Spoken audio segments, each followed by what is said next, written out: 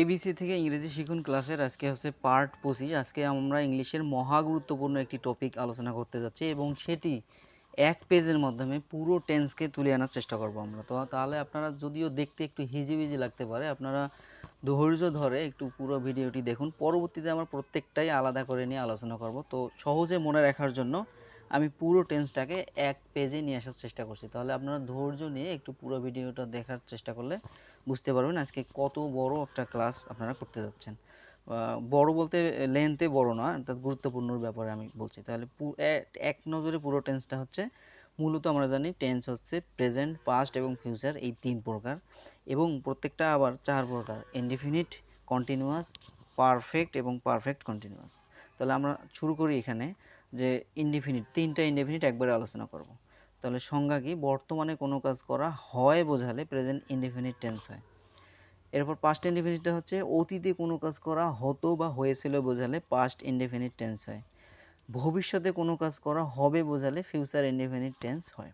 তো সংজ্ঞা তিনটে একটু খেয়াল করুন। এখানে করা হয়, তারপর হচ্ছে করা হতো বা হয়েছিল, তারপর করা হবে বোঝালে প্রেজেন্ট ইনডিফিনিট, পাস্ট ইনডিফিনিট এবং ফিউচার ইনডিফিনিট টেন্স হয়। তাহলে প্রত্যেকটা টেন্স, অর্থাৎ বাংলা কী ধরনের বাক্য দেখে আমরা বুঝবো যে এটা কি চেনার উপায়, যে ওইটা প্রেজেন্ট ইনডিফিনিট না পাস্ট ইনডিফিনিট নাকি ফিউচার ইনডিফিনিট।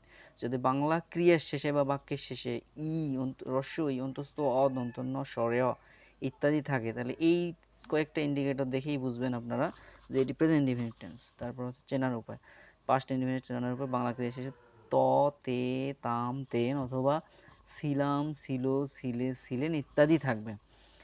তারপর ভবিষ্যতে হচ্ছে বাংলা ক্রিয়া শেষে বে, ব, বেন বা ইত্যাদি থাকবে। এরপর প্রত্যেকটি টেন্সের গঠন আমরা দেখব যে কিভাবে আমরা বাংলা বাক্য থাকলে ইংলিশে এটাকে কিভাবে গঠন করব। তাহলে প্রেজেন্ট ইনডিফিনিটে হবে সাবজেক্ট প্লাস ভার্বের প্রেজেন্ট ফর্ম প্লাস অবজেক্ট অথবা এক্সটেনশন।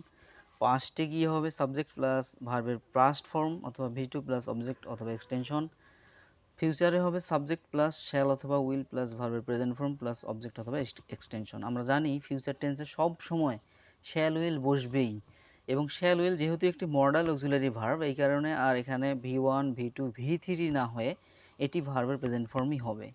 তো এরপর হচ্ছে কন্টিনিউয়াস টেন্স। কন্টিনিউয়াস টেন্স কাকে বলে? বর্তমানে কোনো কাজ চলিতেছে বোঝালে প্রেজেন্ট কন্টিনিউয়াস টেন্স হয়।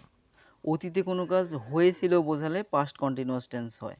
ভবিষ্যতে কোনো কাজ হইতে থাকবে বোঝালে ফিউচার কন্টিনিউয়াস টেন্স হয়। তো তাহলে এখানে চলিতেছে, চলিতেছিল বা হয়েছিল, তারপর ভবিষ্যতে হইতে থাকবে বা চলতে থাকবে বোঝালে এই প্রত্যেকটা টেন্স বলে। এরপর চেনার উপায় হচ্ছে প্রেজেন্ট কন্টিনিউয়াসে তেসি, তেসো, তেসেন, চয়স, ছয় ছয় একার, ছয় ছয় একার সেন, ছয় ছয় রশ্মি এরকম থাকবে, তখন প্রেজেন্ট কন্টিনিউয়াস টেন্স হবে। আর যদি পাস্ট কন্টিনিউয়াস টেন্স হচ্ছে বাংলা ক্রিয়া শেষে এই একই রকম তেছিলাম, তেছির সাথে লাম যুক্ত হলো, তেছিলাম, তেছিল, তেছিলে, তেছিলেন, অথবা ছয়শ রশ্মিলাম, ছয়শ রশ্মিলেন, ছয়শ রশ্মিলে ইত্যাদি থাকবে। তার ভবিষ্যৎকালে কি থাকবে? যে তে থাকবো, তে থাকবে, তে থাকবেন ইত্যাদি থাকবে। আবার এটা আমরা কিভাবে কন্টিনিউয়াস টেন্সের গঠন করব? সাবজেক্ট প্লাস বি ভার্বের টেন্স। আমরা কন্টিনিউয়াস টেন্সকে বি ভার্বের টেন্স বলে জানবো। এটি হচ্ছে পুরো বি ভার্বের টেন্স। তাহলে subject plus am, is, are plus ভার্বের সাথে আইএনজি প্লাস অবজেক্ট।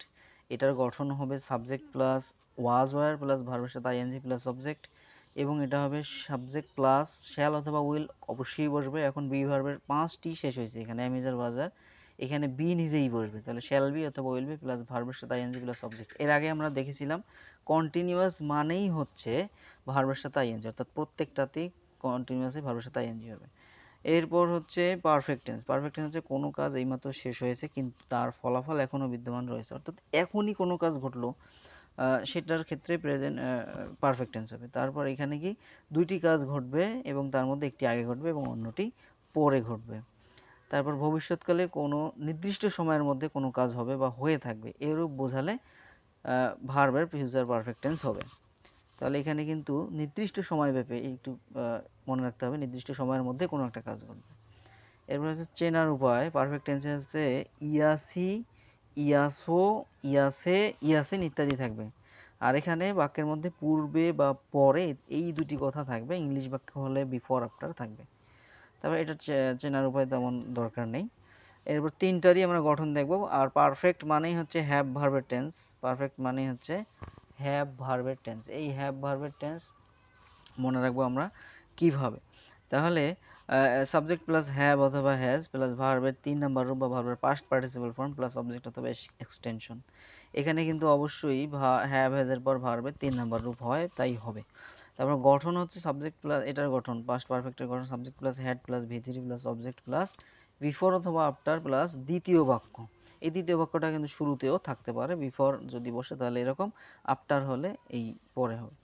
তারপর এটার গঠন কি সাবজেক্ট প্লাস শ্যাল হ্যাভ অথবা উইল হ্যাভ প্লাস ভি3 প্লাস অবজেক্ট। এখানে দেখেন প্রেজেন্টে হ্যাভ হ্যাজ বসছে, পাস্টে হ্যাড বসছে, এখন ফিউচারে তো হ্যাভ হ্যাজ হ্যাড হয়ে গেছে, তাহলে হ্যাভ নিজেই বসবে যেহেতু এটি একটি ভার্ব টু হ্যাভ।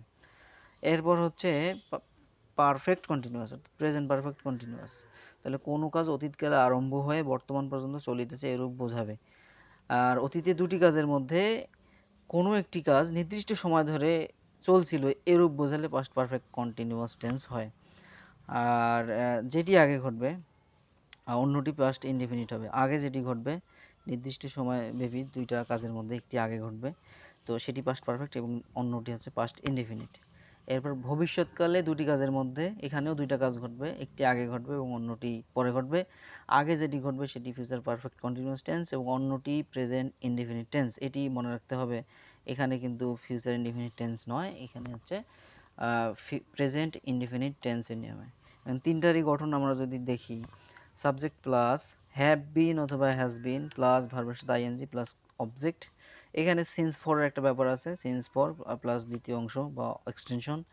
তারপর হচ্ছে আমরা এর আগেই দেখছি টেন্সের মূল আলোচনায়, শুরুর আলোচনায়, যে কোথায় সিন্স আর কোথায় ফর।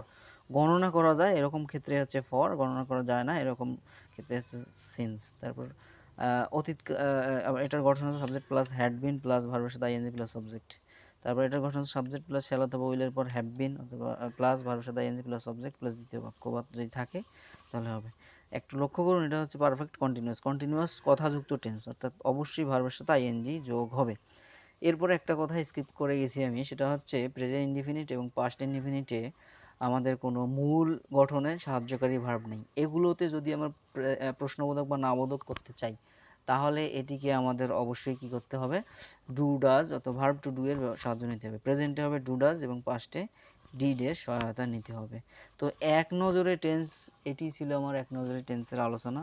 তো পরবর্তীতে প্রত্যেকটাই আমরা আলাদা আলাদা করে দেখানোর চেষ্টা করব। তো সেই পর্যন্ত আপনারা ভালো থাকুন, সুস্থ থাকুন।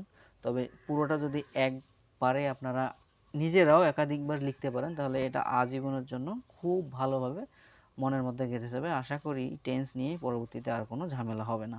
ধন্যবাদ সবাইকে।